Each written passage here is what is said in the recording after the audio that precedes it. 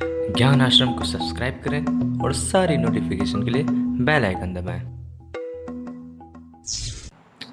Hello दोस्तों, ज्ञान आश्रम में आप लोगों का स्वागत है। फिर से इकोनॉमिक्स का अगला वीडियो आप लोगों के लिए आ गया। अब इसमें हम लोगों ने सबसे इंपॉर्टेंट टॉपिक का डिस्कस किया है, ठीक है, जो बोर्ड के लिए आपके एकदम ओपन क्वेश्चन मान लीजिए कि इसके चांसेस जो है 90% है कि आएगा ही आएगा। शॉर्ट में ही आता है, लॉन्ग क्वेश्चन में नहीं आएगा, लेकिन इसके चांसेस है बहुत ज्यादा। साथ ही साथ टेस्ट के पेपर में और जो है आपका अगर हाफ ईयरली एग्जाम होता है तो उसमें भी आने के इसके बहुत ज्यादा चांसेस होते हैं। मोस्ट इंपॉर्टेंट है पहले चैप्टर का, ठीक है। वो क्या है, वो आपको जाना है इन दो प्रकार के अर्थशास्त्र के बारे में। पहला क्या है, वास्तविक अर्थशास्त्र, और दूसरा क्या है, आदर्श अर्थशास्त्र, ठीक है, जिसे हम लोग इंग्लिश में कहते हैं पॉजिटिव इकोनॉमिक्स और नॉर्मेटिव इकोनॉमिक्स। ये क्या होता है, बहुत ही ज्यादा इंपॉर्टेंट है, इसके बारे में हम आज डिस्कस करने वाले हैं, ठीक है। तो जो भी व्यक्ति पहली बार चैनल पे आए, चैनल को सब्सक्राइब करें, वीडियो को लाइक करें, दोस्तों से शेयर करें, और साथ ही साथ कमेंट में ये भी बताइएगा जरूर, अगर आप पूरा पढ़ते हैं तो बताइएगा आपको जो है हमारे में क्या अच्छा लगा और क्या खराबी लगा, ताकि हम उसको भी सुधारते रहें, ठीक है। तो चलिए टॉपिक को शुरू करते हैं। सबसे पहली बात करते हैं वास्तविक अर्थशास्त्र, ठीक है। वास्तविक अर्थशास्त्र क्या है? वास्तविक मतलब एकदम पॉजिटिव यहाँ पे मतलब है, लेकिन अगर हिंदी में वास्तविक का मतलब समझे तो जो रियलिस्टिक जो चीजें हैं जो वर्तमान में हो रहा है, ठीक है, उसी को वास्तविक कहते हैं। तो बिल्कुल अर्थशास्त्र भी यही बात करता है, ठीक है। इसके साथ विज्ञान क्यों बोला है? क्योंकि विज्ञान के तौर पर भी इसको हम लोग समझ सकते हैं। वास्तविक विज्ञान भी कहते हैं, आदर्श विज्ञान भी कहते हैं, इस प्रकार से भी हम लोग इसको समझ सकते हैं, ठीक है। तो आगे क्या बताता है? बता रहा है कि वास्तविक अर्थशास्त्र समस्याओं को वे जैसी हैं के रूप में अध्ययन करता है।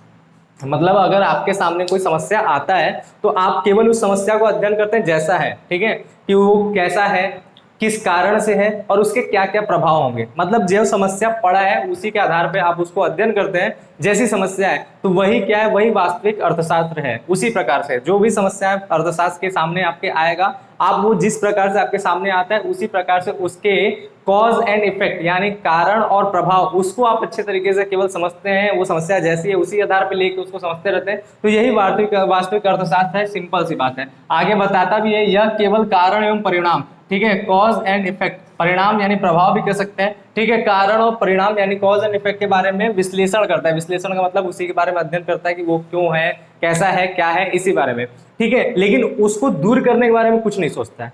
उस समस्या को दूर कैसे करेंगे ये नहीं बात हो रहा है, उसको खत्म करना चाहिए ये बात नहीं हो रहा है। केवल और केवल वो समस्या आया है तो वो क्या है, ठीक है, वो समस्या क्या है, उसका क्या कारण है और उसके क्या प्रभाव पड़ेंगे, बस यही जानता है। जो आ चुका बस उसी का अध्ययन करता है, तो वो वास्तविक है। क्योंकि वास्तविक का मतलब सामने जो पड़ा है उसी की बात हो रहा है, ठीक है। लेकिन आदर्श का मतलब ही होता है जो सबसे बेस्ट हो, सबसे अच्छा हो, जिसमें सारे के सारी खूबियां हो, उसी को आदर्श कहते हैं। तो आदर्श विज्ञान या आदर्श अर्थशास्त्र क्या करता है? उस समस्या को दूर करने की बात करता है, ठीक है। उस समस्या को दूर करने के बारे में यानी दूर होना चाहिए इस बारे में बात करता है। तो चलिए आगे हम लोग पढ़ते हैं। इसमें बताया भी होगा, आदर्श विज्ञान मानव व्यवहार के लिए आदर्श प्रस्तुत करता है, ठीक है। आदर्श प्रस्तुत करने का मतलब कि मानव व्यवहार, जो मनुष्य का जो व्यवहार है, व्यवहार का मतलब जो सौदे वौदे भी हैं, व्यवहार का मतलब जो मनुष्य अपने दिनचर्या में प्रतिदिन जो यूज करता है, ठीक है, जो भी काम करता है, चाहे वो इकोनॉमिक्स से रिलेटेड या नॉन इकोनॉमिक एक्टिविटी हो, कोई भी एक्टिविटी हो, लेकिन जो व्यक्ति अपना व्यवहार कर रहा है उसको उसमें उसको आदर्श प्रस्तुत करता है। आदर्श विज्ञान जो है, आदर्श अर्थशास्त्र, उसमें आदर्श बताता है कि वो सबसे सही तरीके से कैसे होना चाहिए, ठीक है। आदर्श हमेशा बोलता है कि इस तरह से होना चाहिए, ठीक है। ये आदर्श प्रस्तुत करता है, ऐसे आदर्शों की ओर संकेत करता है जिन्हें प्राप्त करने के लिए हमें सदैव प्रयत्नशील रहना चाहिए। एक ऐसा आदर्श वो बताता है, क्योंकि देखिए हर इंसान में कुछ ना कुछ कमियां होता है। आज तक दुनिया में ऐसा कोई व्यक्ति नहीं बना जो सर्वश्रेष्ठ हो या सर्वगुण संपन्न हो, यानी आदर्श हो। सब में कुछ ना कुछ कमियां हैं, और कोई भी व्यक्ति ऐसा नहीं हो सकता है जिससे 100% लोग खुश हो।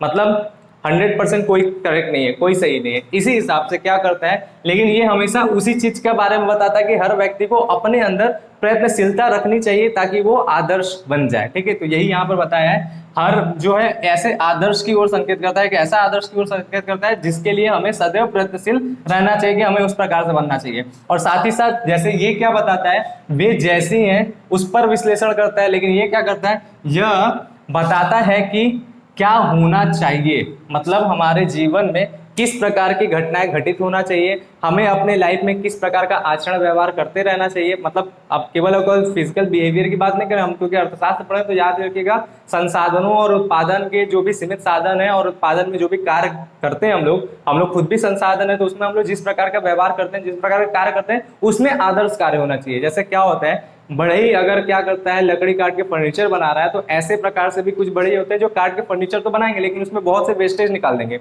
आदर्श तरीका वही होगा जिसमें वेस्टेज नाम मात्र का निकले। जैसे वैक्सीनेशन हो रहा था तो आप लोगों को पता है कि उसमें काफी ढेर सारे जो है वैक्सीन बर्बाद हो जाते हैं, काफी डोसेज। आदर्श तरीका वही होगा जिसमें कम से कम डोसेज बर्बाद हो या ना बर्बाद हो। आदर्श हमेशा कहता है कि सर्वश्रेष्ठ बनने की प्रयत्नशीलता हमेशा रहनी चाहिए, ठीक है, यही बात है। अब इसमें अंतर जो मोस्ट इंपॉर्टेंट है, हमने बताया ना ये चैप्टर से मतलब इस टॉपिक से 100% आपका एग्जाम में आना ही आना क्वेश्चन है, तो इसमें अंतर मोस्ट इंपॉर्टेंट है, इसको भी हम लोग देखेंगे। वास्तविक अर्थशास्त्र और आदर्श अर्थशास्त्र में क्या अंतर है। सबसे पहला बात है कि यह बताता है क्या है से संबंधित है। पॉजिटिव इकोनॉमिक्स जो है, आदर्श अर्थशास्त्र ये बताता है कि क्या है, उसके बारे में उसका कारण जानना, प्रभाव जानना, क्या चीज है उसी के बारे में जानना, ये बताता है। और ये क्या बताता है, क्या होना चाहिए, ठीक है। ये नहीं बोलता कि आपके पास क्या है, जो है वो तो आप पा चुके हैं, लेकिन उसको बदल के आपको क्या बन जाना है, क्या होना चाहिए आपके साथ, इसकी बात करता है कौन, नॉर्मेटिव इकोनॉमिक्स, ठीक है। इसके बाद बताता है यह तथ्यों पर आधारित तथा सुझाव नहीं देता है। यह तथ्यों पर आधारित और कोई सुझाव नहीं देता कि इस प्रकार से हो, इस प्रकार से करो, कोई सुझाव नहीं है, केवल तथ्य पर आधारित है, जो चीजें आपके सामने प्रस्तुत है। यानी केवल हम फैक्ट को एनालाइज करते रहते हैं, तब तक पॉजिटिव इकोनॉमिक्स के अंतर्गत है, ठीक है। फैक्ट को केवल एनालाइज कर रहे हैं, क्या है उसी के बारे में अध्ययन कर रहे हैं, तब तक हम लोग क्या है, वास्तविक अर्थशास्त्र है। लेकिन जैसे ही हम उसमें से सुझाव देना स्टार्ट करते हैं कि इसमें क्या परिवर्तन होना चाहिए, कैसे बदलना चाहिए, तब हम लोग क्या आ जाते हैं, तब हम लोग आदर्श अर्थशास्त्र की तरफ शिफ्ट कर जाते हैं, नॉर्मेटिव इकोनॉमिक्स बन जाता है। क्योंकि हम जो है अब प्रयत्न कर रहे हैं बदलने का। जैसे अपने आप को बदलने की कोशिश करना स्टार्ट हो जाता है, चीजें बदलना के स्टार्ट हो जाता है, वो हो जाता है आदर्श, ठीक है। जो चीजें जैसे चल रहा है, जैसे देश में अर्थव्यवस्था जैसे चल रहा है बस वैसे चलने दो, तो ये क्या है, ये कुछ नहीं, आप कुछ प्रयत्न कर रहे हैं, मतलब क्या है बस उसी के आधार पर चल रहे हैं।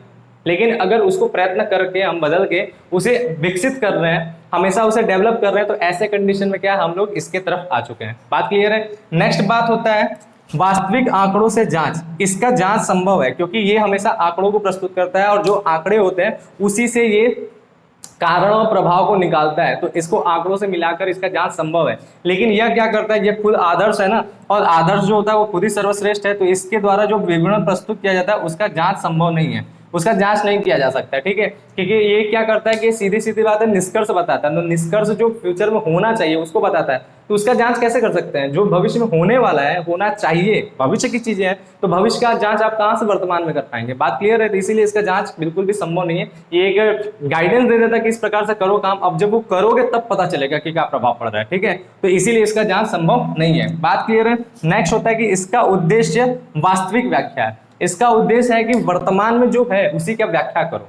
व्याख्या मतलब पूरी तरह से डिटेल करो कि क्या है वर्तमान में। और बार बार हम एक ही बात बोल रहे हैं कि कारण और प्रभाव के बारे में बताता है कि जो चीज है उसका क्या कारण है, ये क्यों हुआ है ऐसा, और इसका क्या क्या प्रभाव हो रहा है, इसके बारे में बात करता है, ठीक है, ठीक है। और ये क्या करता है, ये उसके निवारण की बात करता है, ठीक है। ये इसका उद्देश्य जो होता है आदर्श स्थापित करना होता है, यानी जैसे हमने यहाँ पर डिफिनेशन में बताया, इसका उद्देश्य होता है कि चीजों को बदलकर सर्वश्रेष्ठ जो हिस्सा बनेगा वो डिफाइन करता है, ठीक है। आदर्श बनाना, उत्पादन में आदर्श उत्पादन हो, उपभोग में आदर्श उपभोग हो, विनिमय में आदर्श विनिमय हो, ठीक है।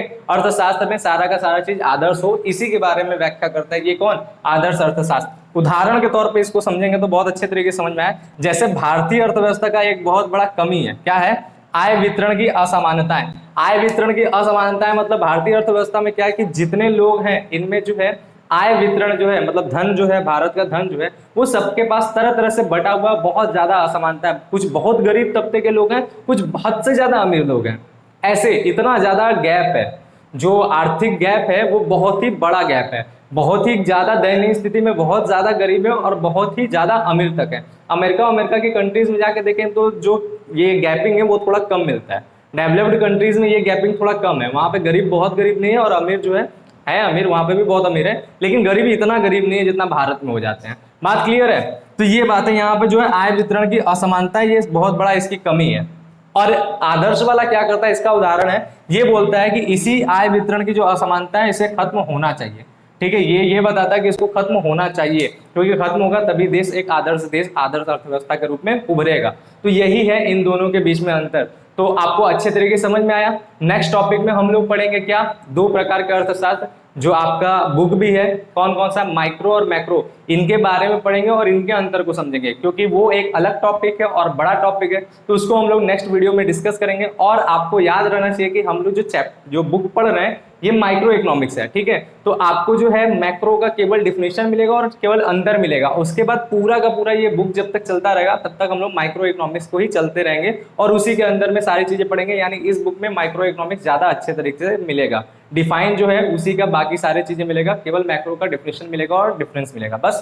तो आप लोगों को उम्मीद करते हैं अच्छे तरीके से समझ में आया, ठीक है। तो बस आज के लिए इतना ही, मिलते हैं नेक्स्ट वीडियो में, तब तक के लिए आप लोग अपना ढेर सारा ख्याल रखिएगा। Thank you, bye.